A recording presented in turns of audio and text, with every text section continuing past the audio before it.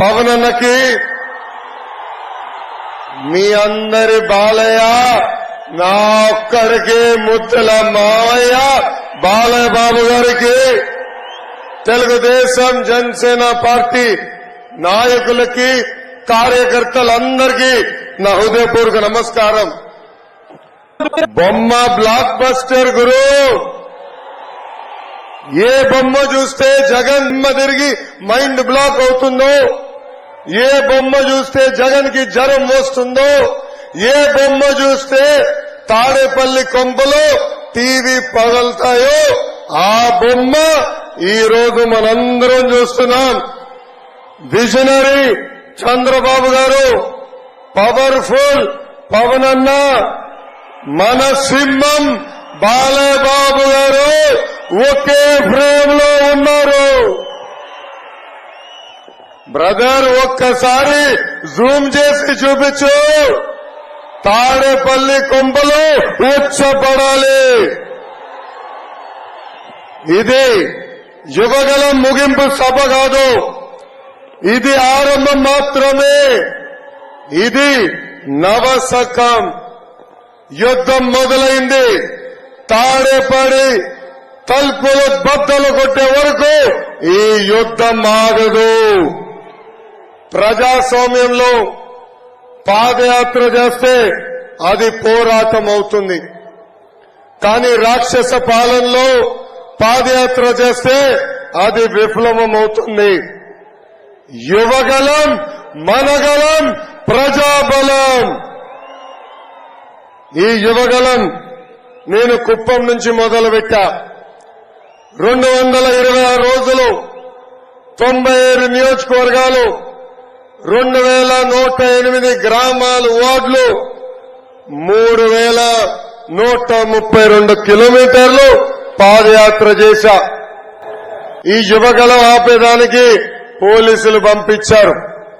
అంబేద్కర్ గారు రాసిన రాజ్యాంగం చూపించి ఈ యువగలం ముందరికి సాగింది. ఈ యువగలం ఆపేదానికి ఆనాడు సైకో జగన్ జియో 1 తీసుకొచ్చాడు. ఆ రోజే చెప్పా, జియో 1 మర్చి ఎక్కడ పెట్టుకుంటావో పెట్టుకో, ఈ లోకేష్ తగ్గేదే లేదు.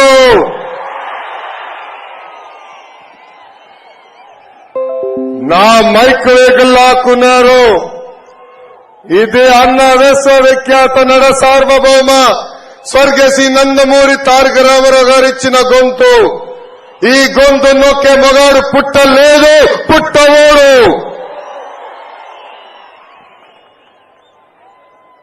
యువగలం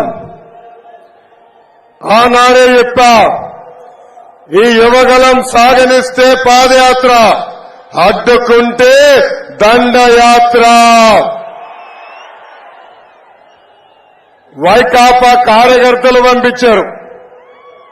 వాళ్ళు మనోళ్ళ పైన గుడ్డేస్తే పసుపు సైన్యం ఆమ్లెట్ వేసి రిటర్న్ గిఫ్ట్ ఇచ్చింది. బామలకే భయపడని బ్లడ్ మనది. ఈ పిల్ల సైకోల్కి మనం భయపడతామా? భయపడతామా? భయపడతామా? భయం మన బ్లడ్ లోనే లేదు బ్రదర్. జగన్ది రాజారెడ్డి రాజ్యాంగం పొగరు, మీ లోకేష్ ది అంబేద్కర్ రాసిన రాజ్యాంగం పౌరుషం. ఒక పక్కన యువగలం, ఇంకో పక్కన భవిష్యత్తు గ్యారంటీ. అదేవిధంగా వారాహి యాత్ర వల్ల వైకాపా ఫ్యాన్ కి ఊక్కబట్టింది. చాలా ఇబ్బంది పడ్డాడు.